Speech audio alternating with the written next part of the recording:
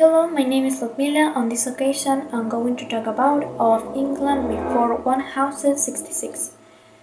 Edward the Confessor was very religious. He was the Anglo-Saxon king, and he devoted his life of construction the cathedral. But when he died, he didn't any children, but 3 men reclaimed the throne. The first was Harold of Windsor, who was killed in a battle. The second was Harald Hardrada. He was the Viking king of Normandy.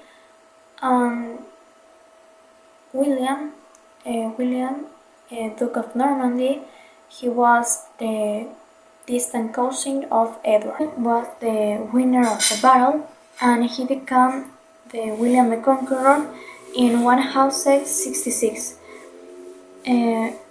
This is the start of the Norman dynasty, but William suffered the accident with a horse and he died in 1087. But he had 4 children. The first was Duke Robert of Normandy, William II, Henry I, and Adela.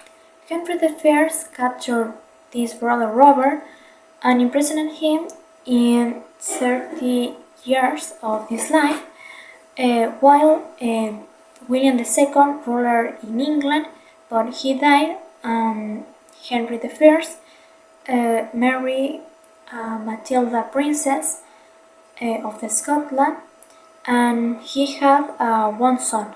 William, the future king, died in an accident of boat. England was into conflict because 2 cousins reclaimed the throne, Stephen and Matilda. Stephen was crowned king of England in December of 1135. But when Matilda returned from France, tried to regain the power, but in the battle she died, and Stephen adopted to Matilda's son to conserve the power. Hi everyone, my name is Anne Carswell. I'm a partner to give you an idea about the Normans. And now I'm going to talk about the Angevin Empire or the Plantagenet dynasty, which started with Henry II and continued with his sons. So, after the Civil War in England and the death of Stephen, Henry II became king when he was 21 years old. He had to work hard against the power of the barons because during 19 years they gained power administrating lands. So, for this reason, Henry II destroyed the barons' castles and they lost much power. Also, he wanted to reduce the power of the church, naming his friend Thomas Becket as Archbishop of Canterbury. But he didn't reduce the power, and finally he was killed before night. Furthermore, the last important problem was the King of France, Philip II, who wanted to destroy the Angevin Empire because he claimed for the extensions of land that England had in France, a part of Normandy. Consequently, France and England started a long and very expensive war.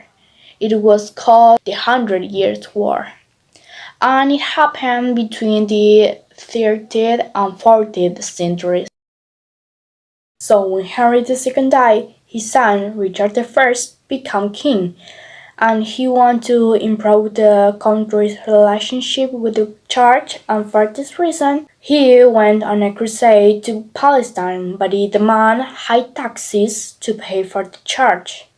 Therefore, the barons were angry, but they didn't do anything because he was the king. And finally, when King Richard died, his brother John Lackland became king, and he lost almost all the lands in France. So he was considered the worst king in England because he had a luxury life, the barons rebel him and the people continue paying high taxes. For this reason, immediately the barons obligate him to sign the Magna Carta. The last one was a document to limit the power of the king, and it was a sign of freedom. In England, all the people had to obey